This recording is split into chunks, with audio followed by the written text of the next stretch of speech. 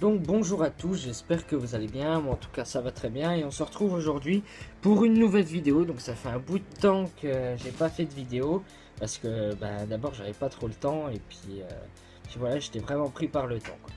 Donc je reviens pour déjà faire une vidéo de préparation car on a prévu un 48 heures avec Mathias et Arthur qu'on avait déjà eu sur la chaîne.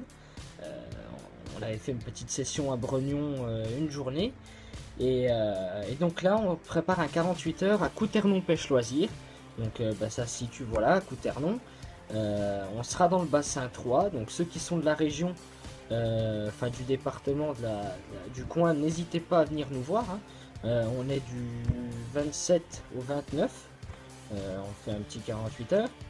Et donc voilà, donc je fais cette vidéo déjà de préparation et je referai une vidéo après de la session un petit peu plus dans l'action de pêche. Donc du coup, ce que je vais vous montrer, c'est déjà mes techniques d'amorçage. Je vais vous montrer aussi mes montages que j'utiliserai. Et puis voilà, donc on y va surtout pour pêcher l'esturgeon, car Arthur a jamais pris d'esturgeon et on aimerait bien qu'il en prenne un. Mais sinon, si on y va aussi, c'est pour faire de la grosse carpe aussi, parce qu'il y en a dans ce bassin. Donc voilà. Donc on se retrouve tout de suite pour les techniques d'amorçage, la composition de mon amorçage et ce que je vais utiliser comme montage pour cette session. Allez, à tout de suite. On se retrouve donc pour ce qui est de l'amorçage. Alors l'amorçage, je vais faire simple, hein. Je vais faire. Donc déjà, je pêche au bateau amorceur. Donc je vais poser mon montage dans le bateau amorceur. Je vais ensuite y recouvrir. Je vais le recouvrir de graines. Alors pour les graines, c'est pas compliqué. J'ai fait tout simple, hein. Alors pour les graines, j'ai pris tout simplement. Voilà. J'ai pris tout simplement, je vais vous montrer ça, hein. Tiger, Chenvi et maïs doux. Qu'est-ce que j'ai fait? Donc déjà, j'ai fait cuire de la Tiger et du Chenvi. Donc le Chenvi, je le fais cuire environ 15-20 minutes. Et la Tiger aussi. Non, la Tiger un petit peu plus longtemps, je crois. Ah non, plus longtemps. La Tiger, 30 à 45 minutes, à peu près. Donc ça, c'est pour ce qui est de l'amorçage niveau comment? Niveau graine. Voilà. Pour ce qui est de l'amorçage niveau graine. Ensuite, donc je mets ça sur mon montage. Je fais un trempage. Donc après le trempage, c'est vous qui voyez. Vous faites ce que vous voulez. Moi, j'ai mon trempage à moi. C'est vous qui voyez au niveau du trempage et de la cuisson, hein. Mais la cuisson, c'est juste des petits conseils. Ensuite, ce que je fais, c'est que donc je recouvre mon montage dans le bateau amorceur de graines, puis je recouvre les graines d'amorce sèche.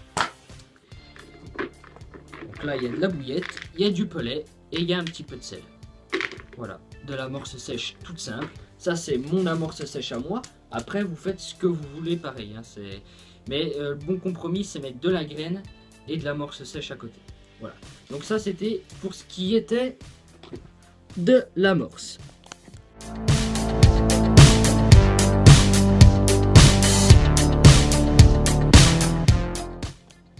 Donc on se retrouve après au niveau du montage. Pour les montages, je vais faire simple aussi. C'est pas compliqué. J'ai déjà fait une vidéo sur les montages inline. Pour moi, c'est le montage le plus efficace au monde. Donc, je vais déjà prendre donc, mon montage inline. Mais on va s'occuper plus du bas de ligne maintenant. Montage inline et le bas de ligne. Donc je vais faire deux montages. Un montage inline sur une de mes deux cannes. Et sur la deuxième, un montage clip long classique. Voilà. Donc, pour ce qui est du inline. Alors, pour ce qui est du inline, ce que je fais tout le temps, c'est que je prends un bas de ligne en tresse, hein, et c'est le plus simple possible. Un hameçon, le cheveu en tresse, un petit clip là, voilà, une petite boucle, et c'est le classique. Ça, c'est pour ce qui est du bas de ligne inline. Ensuite, ce que je peux faire aussi avec le bas de ligne inline, donc ça c'est comme je voudrais, hein, je verrai un petit peu comment je me débrouillerai.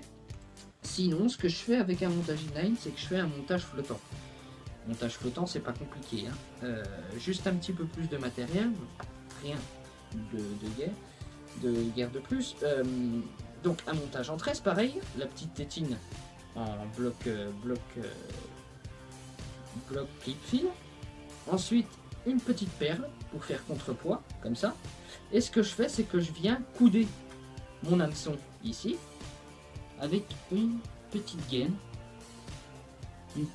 thermo que je viens chauffer, que je viens couder, et comme ça fait un petit coude sur mon hameçon, et le piquage est plus efficace quand c'est du bas de ligne après flottant. Voilà. Donc ça c'était pour le montage inline. Ensuite, pour le montage clip plomb, comme il y a pas mal d'herbiers, ce que je vais faire, c'est que je vais pêcher avec des bas de ligne en fluorocarbone. Voilà. Tout simple aussi simple qu'avec de la tresse, un hameçon, le bas de ligne en fluoro, une boucle ici, le cheveu, c'est parfait. Après, au niveau du deuxième montage que je pourrais effectuer avec un montage clip plomb, c'est alors c'est celui-là, c'est un bas de ligne toujours en décollé du fond. Par contre, c'est un bas de ligne vachement plus long. Hein, il est vachement plus long, comme ça ne s'en mêle pas dans le clip plomb. C'est tout simple. C'est comme le bas de ligne flottant, c'est un bas de ligne flottant, sauf qu'il est plus long. Donc voilà ce qui était des montages. Voilà pour les montages.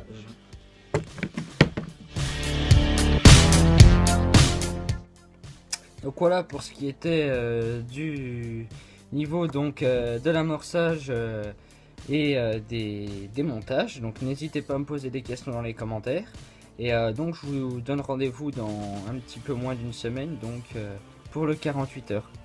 Voilà, n'hésitez pas à vous abonner et à liker. Allez, salut!